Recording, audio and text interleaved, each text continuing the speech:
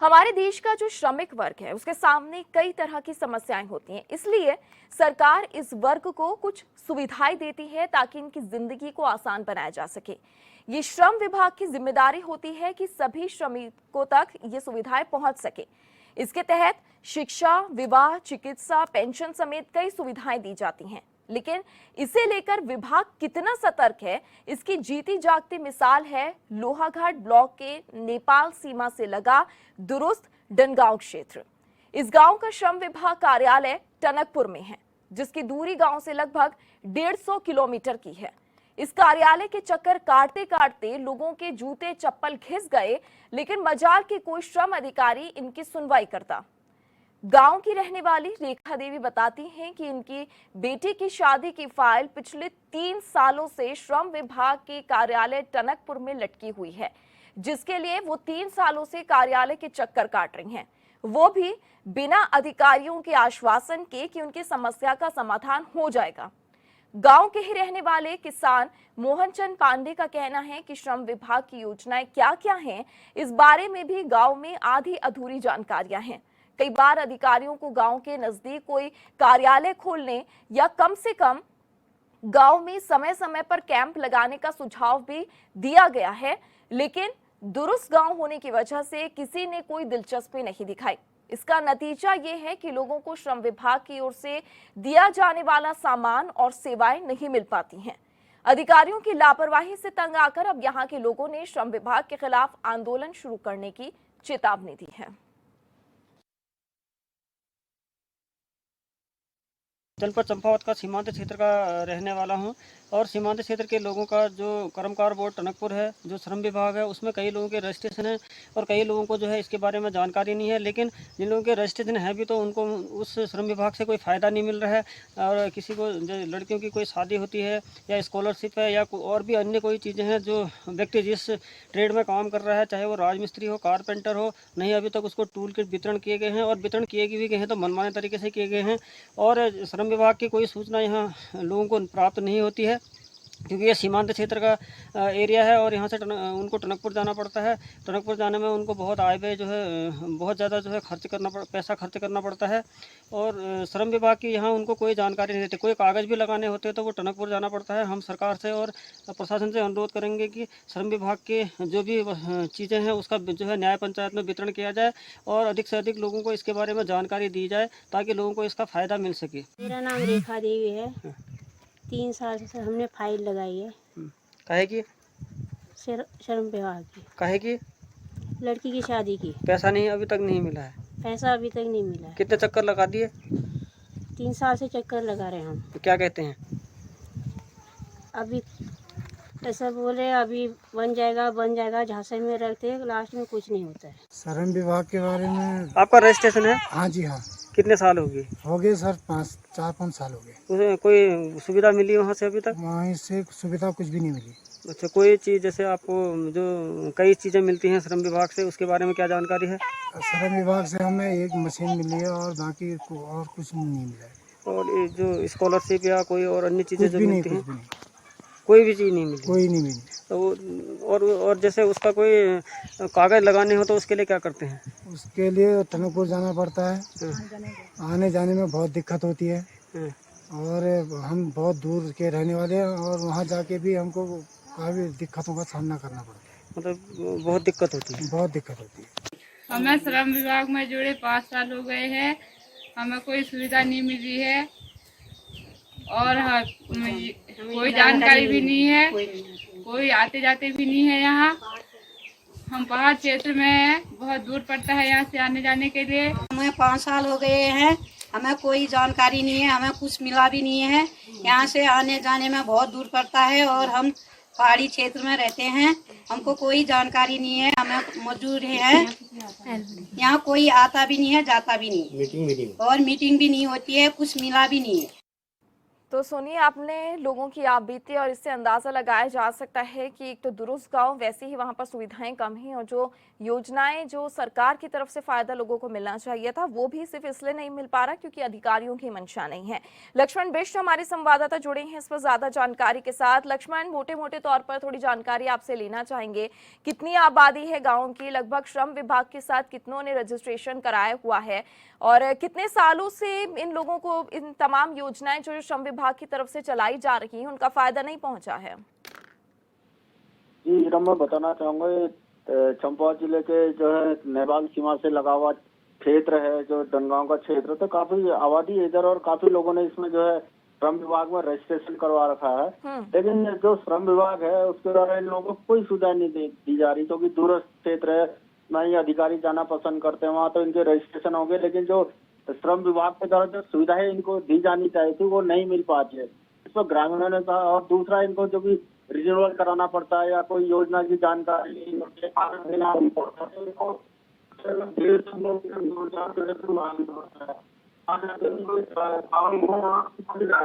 जी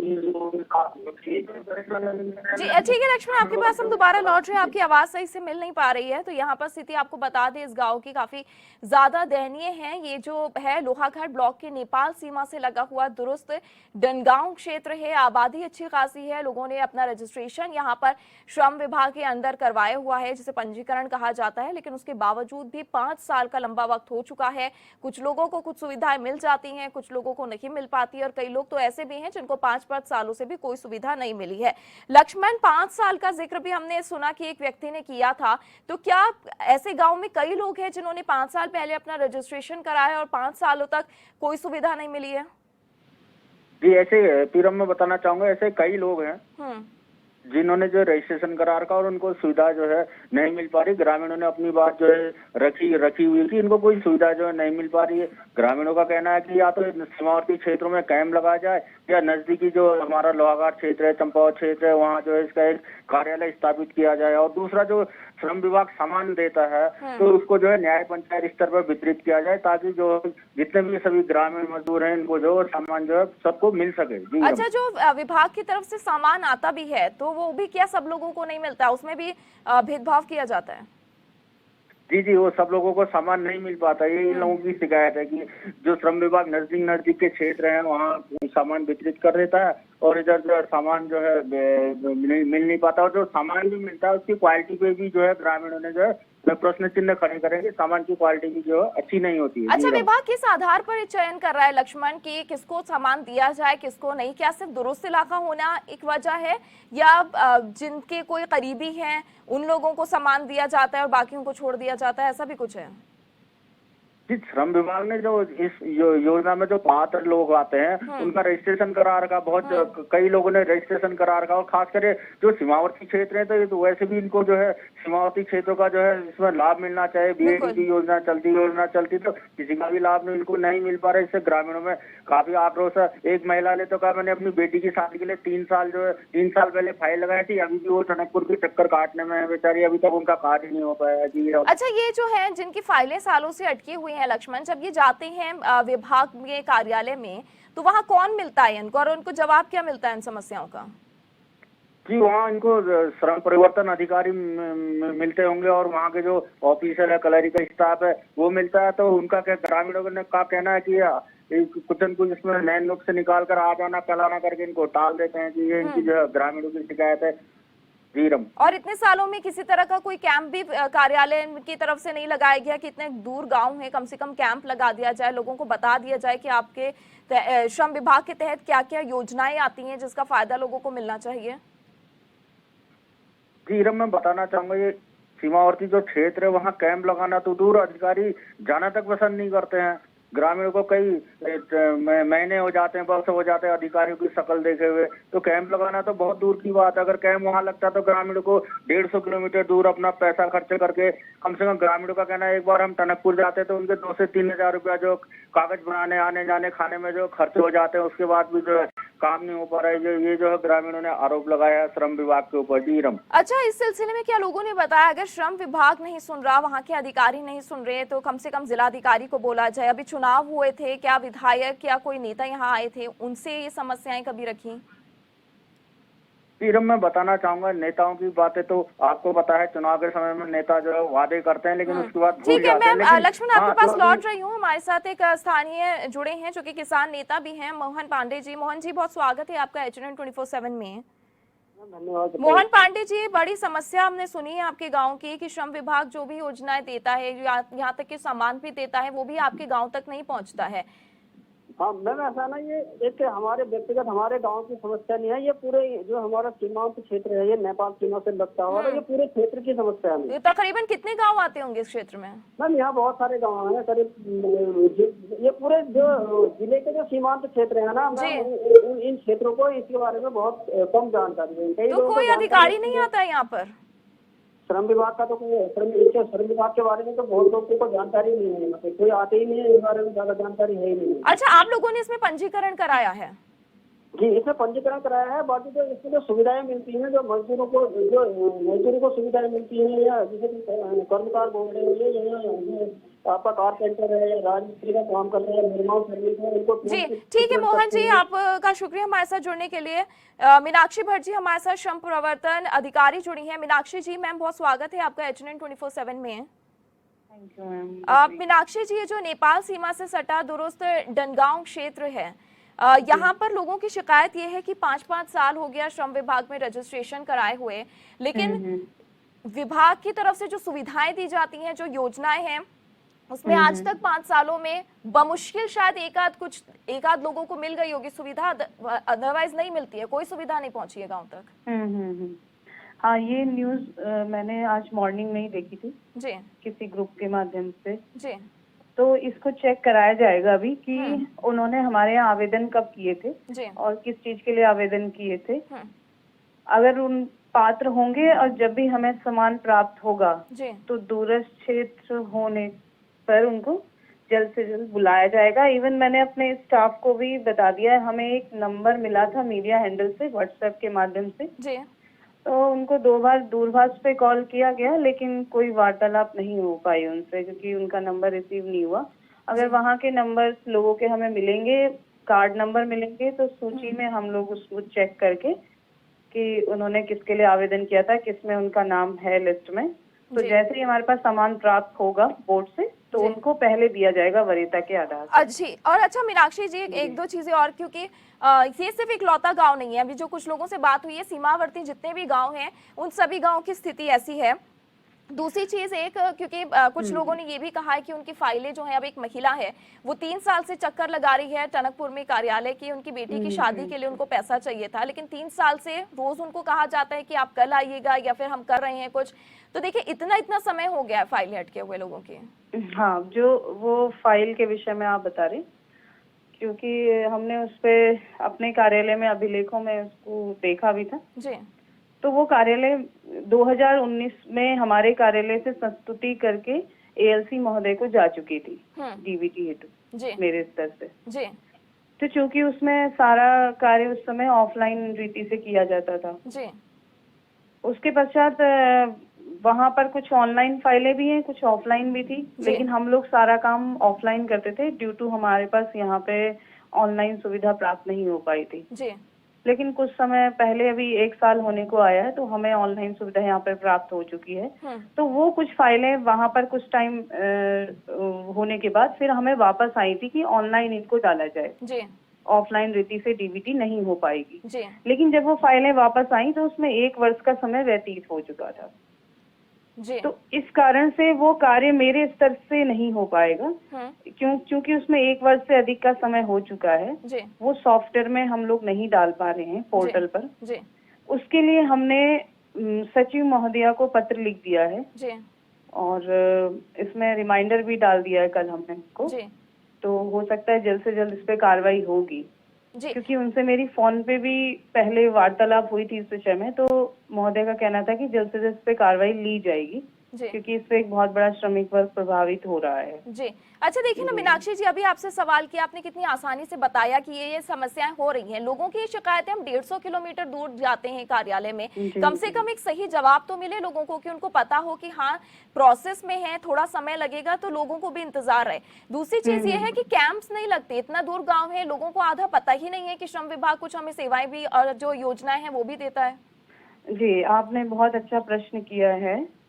इसके लिए मैं यही कहना चाहूंगी कि मैं अकेली एक डिपार्टमेंट यहाँ पर जो है लेबर इंस्पेक्टर के तौर पर देख रही हूँ। जी। मेरे पास केवल एक स्टाफ है और मेरे पास कोई वाहन नहीं है। तो जितना हो सकता है हम कैंप लगाते हैं, जो बहुउद्देशीय शिविर में हम जाते हैं जहाँ पे जिलाधिकारी महोदय द्वारा निर्देश दिए जाते हैं। लेकिन मैं यहाँ पर ये जरूर अवगत कराना चाहूंगी कि पूर्व में शासनादेश हुए हैं कि दूसरे डिपार्टमेंट्स भी जो निर्माण कार्य में लगे हुए हैं वो भी इसमें रजिस्ट्रेशन का कार्य करवा सकते हैं जी। और लोगों को लाभ वितरण कार्य उनके स्तर से भी हो सकता है जी।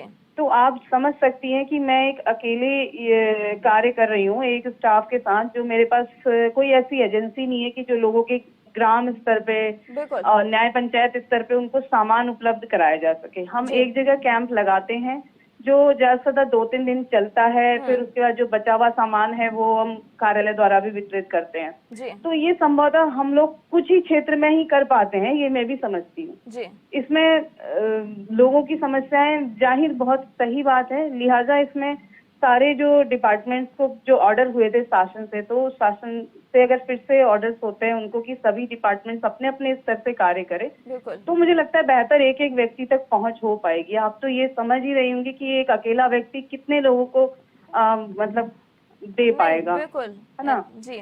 तो ये समस्याएं जाहिर हैं और समाधान भी किया जाएगा हमारे स्तर से। मैंने आपको भी बताया कि अब उनकी लिस्ट हम निकालेंगे, अगर उन्होंने फाइल नहीं भरी होगी तो उनकी फाइल भरवाएंगे हम। वो हम देखेंगे कैसे करना है, अगर वो हमारे यहाँ रजिस्टर्ड हैं तो हम नियमानुसार उनका जल्द से जल्द कार्रवाई कराएंगे।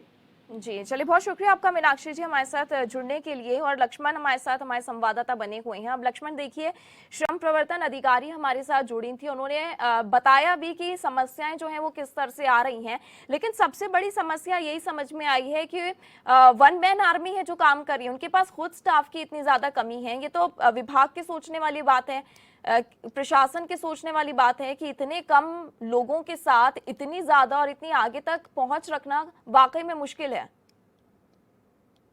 जी जी बिल्कुल सही बात। इस बात का प्रशासन और क्या कहते हैं सरकार ने संज्ञान लेना चाहिए कि जो श्रम विभाग है इसमें कर्मचारियों की संख्या बढ़ाई जाए, ताकि इनकी जो योजनाएं हैं दूर दूर क्षेत्रों को जहां वास्तव में जो है दिक्कतें हैं उन लोगों को जो है इनकी जो योजना है उनका लाभ जो मिल सके। जी रम नहीं बिल्कुल, बहुत बड़ी समस्या है। और जिस तरह बताया भी जा रहा था, क्योंकि पहले काम जो है वो ऑफलाइन माध्यम से होते थे, अब चीजें जो ऑनलाइन हुई हैं। और आप ये देखिए लक्ष्मण, ये जवाब जो अभी हमें अधिकारी की तरफ से मिला है, जो लोग 150 किलोमीटर दूर जाते हैं, कम से कम उनको भी कोई कर्मचारी वहां अगर काम कर रहा है, उनको अगर ये स्पष्ट जवाब दे दिया जाए तो कम से कम लोगों को तो ये रहेगा कि श्रम विभाग जो है वो मदद पहुंचाएगा, देर सवेर ही सही। लेकिन यहाँ तो जवाब ही नहीं मिल रहा है, 3 सालों से सिर्फ चक्कर लगवाए जा रहे हैं। जी रम बिल्कुल आपका सही कहना है। जो लोग इतने दूर से इतना पैसा खर्च करके श्रम विभाग के कार्यालय में जा रहे हैं, कम से कम उनका कार्य तो वहां पर को होना चाहिए, उनको बताए सही जानकारी तो दी जाए। आप जो पहले ऑफलाइन ऑनलाइन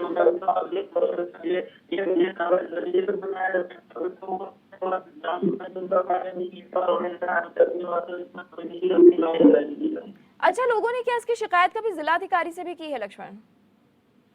जी जी मैं बताना चाहूंगा इरम, ये आपने सही प्रश्न पूछा। जो यहाँ के जो नए युवा डीएम आए हैं नरेंद्र सिंह मंडारी, जो काफी मतलब जन समस्याओं को ले रहे हैं, तो इन्होंने जो कल तहसील दिवस हुआ था बाराकोट में, वहाँ के क्षेत्र के लोगों ने भी ये समस्या उठाई है, बाराकोट क्षेत्र के लोगों ने भी।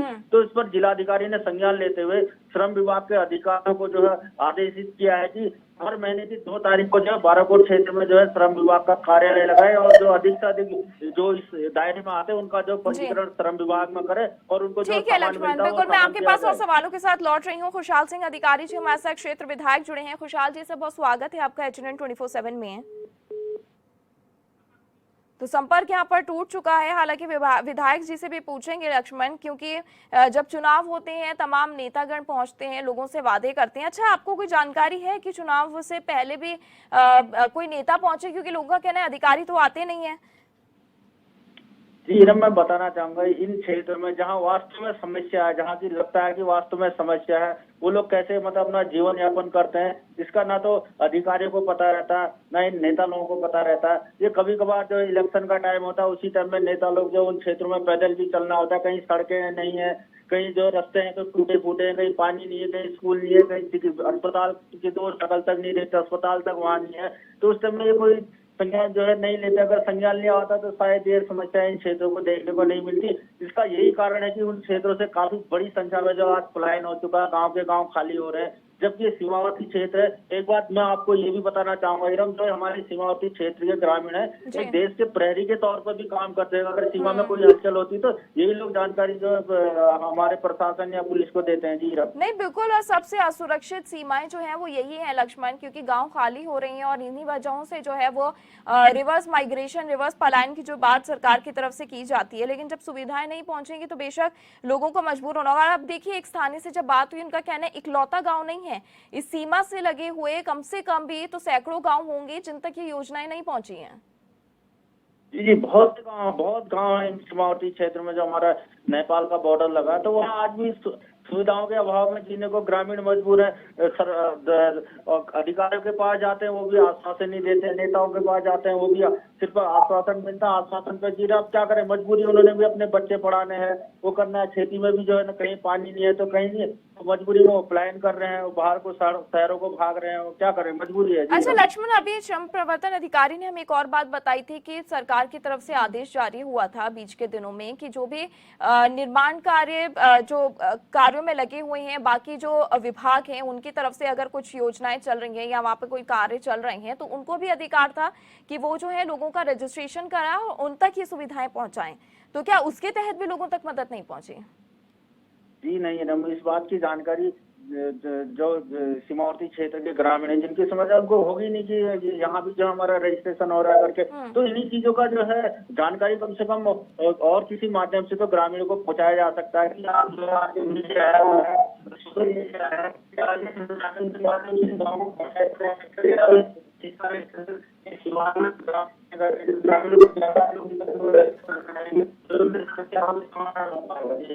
अच्छा लक्ष्मण, हालांकि विधायक से हम दोबारा संपर्क की कोशिश कर रहे हैं, लेकिन क्या विधायक को इस बारे में जानकारी है? कुछ आपको ऐसा पता चला?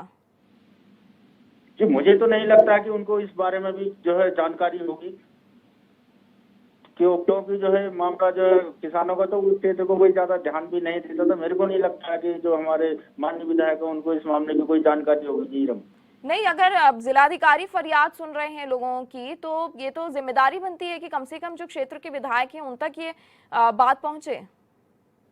जी बिल्कुल, उनकी सबसे बड़ी जिम्मेदारी माननीय विधायक की बनती है कि जनता है उनकी समस्या के लिए जो उन्होंने उनको चुन के जो है विधानसभा भेजा था, उनका तो सबसे पहला कार्य है कि अपने क्षेत्र की जनता की जो समस्या उठी है तो उसको हल करना उनका सबसे बड़ा दायित्व भी है, और इसी के लिए जनता ने जो उनको चुन के विधानसभा भेजा है। अच्छा लक्ष्मण, ये बात रही श्रम विभाग की, लेकिन बाकी अगर विभागों की बात करें, बाकी जो और सुविधाएं हैं, योजनाएं हैं जो लोगों को दी जानी चाहिए थी, वो कुछ पहुंचता है यहाँ तक, या ये जो कमी है वो सिर्फ श्रम विभाग की तरफ से है?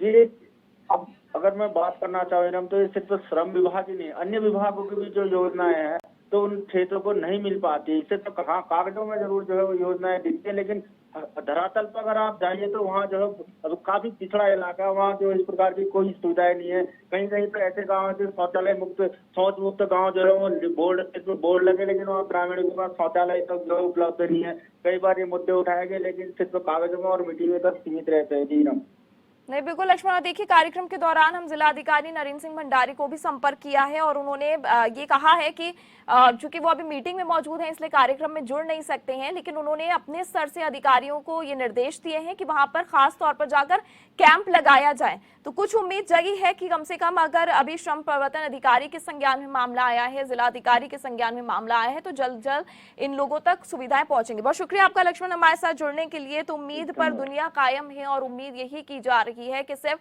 डनगांव क्षेत्र ही नहीं, नेपाल सीमा से लगे हुए जो बाकी गांव हैं जिन तक श्रम विभाग की योजनाएं नहीं पहुंच पा रही हैं, उन सभी जगहों तक ये योजनाएं पहुंचाई जाएं और जो सेवाएं सरकार की तरफ से दी जा रही हैं, जो योजनाएं दी जा रही हैं, उसका फायदा इन लोगों तक पहुंचे। तो फिलहाल कब बदलेगी तस्वीर, मेरे साथ इतना